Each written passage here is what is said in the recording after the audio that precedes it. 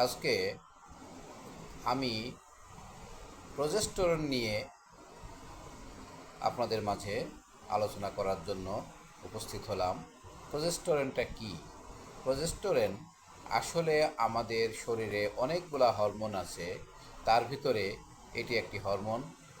বিশেষভাবে এটি একটি ফিমেল হরমোন।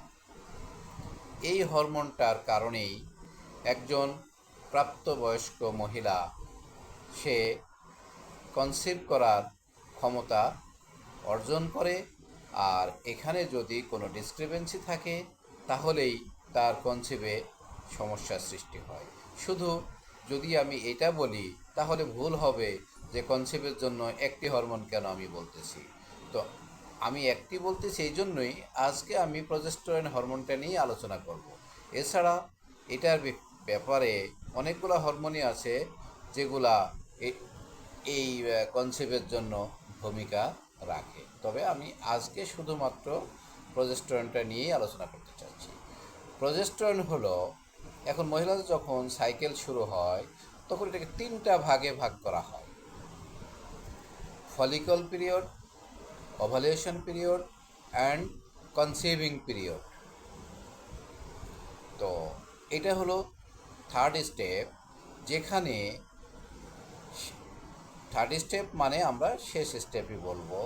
যখন ওভালিউশন হওয়ার পরে অথবা জাইগোট সৃষ্টি হওয়ার পরে, এখন জাইগোটটা কি? জাইগোটটা কিন্তু আমি সেকেন্ড স্টেপ পাড়ি দিয়ে এসে গেছি। এটা যখন এর আগে আমি আলোচনা করেছি জাইগোটটা কিভাবে সৃষ্টি হয়, যার জন্য আজকে আর আমি জাইগোট নিয়ে কথা বলবো না বা ওভালিউশন নিয়ে কথা বলবো না। আজকে বলতেছি কনসেপ্টটা কনফার্ম হলো, সেটা একমাত্র প্রজেস্টেরনের উপরেই নির্ভর করে।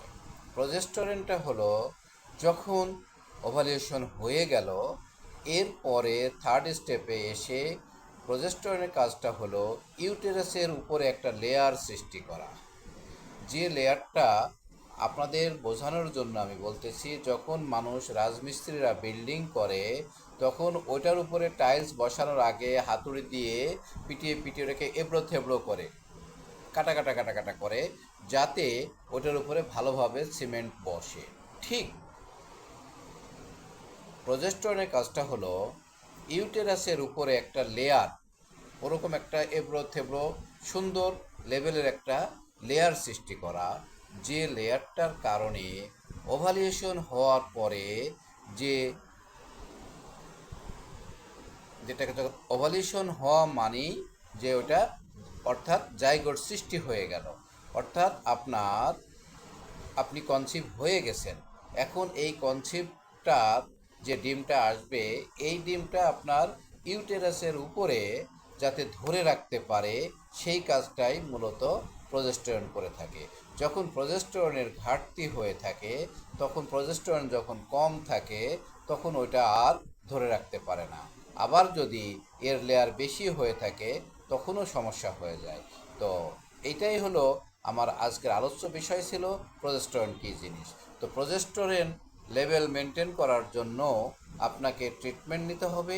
যদি কোনো সমস্যা হয়ে থাকে, আপনার কনসিভ হচ্ছে না, যদি দেখেন যে বিভিন্ন পরীক্ষা নিরীক্ষা করার পরে প্রজেস্টেরনের ঘাটতি আছে, তখন প্রজেস্টেরনের উপরে মেডিসিন অ্যাপ্লাই করলে আপনি আপনি যেটা কনসিভ করেছেন সেটা আপনি ইউটেরাসে ধারণ করে রাখতে পারবেন।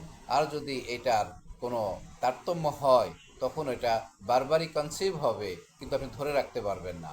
তখন আপনার প্রজেস্টেরনের ট্রিটমেন্ট নিয়ে প্রজেস্টেরন লেভেল যেটুকু দরকার সে আপ টু দ্য মার্ক আমাদের আনার জন্য ট্রিটমেন্ট করতে হবে, এবং সেটা যখন ওই লেভেলে চলে আসবে তখন আপনার আর মিসক্যারেজ হবে না। অনেকেরই মিসক্যারেজ হয়ে যায়, আর এই মিসক্যারেজের মেন কারণটাই হলো প্রজেস্টেরন। তো আমরা দুশ্চিন্তাগ্রস্ত না হয়ে প্রজেস্টেরনের ট্রিটমেন্ট নিলে আপনার লেভেল যে লেভেলে থাকা দরকার সেই লেভেলে আসলেই আপনার কনসেপ্ট টিকে যাবে এবং আপনার আর মিসক্যারেজ হবে না। এর জন্য হোমিওপ্যাথিতে সুন্দর ট্রিটমেন্ট আছে। আপনারা হোমিওপ্যাথি ট্রিটমেন্ট নেন, নার্ভাস হবেন না। আশা করি আপনারা মা হতে পারবেন ইনশাআল্লাহ। আসসালামু আলাইকুম।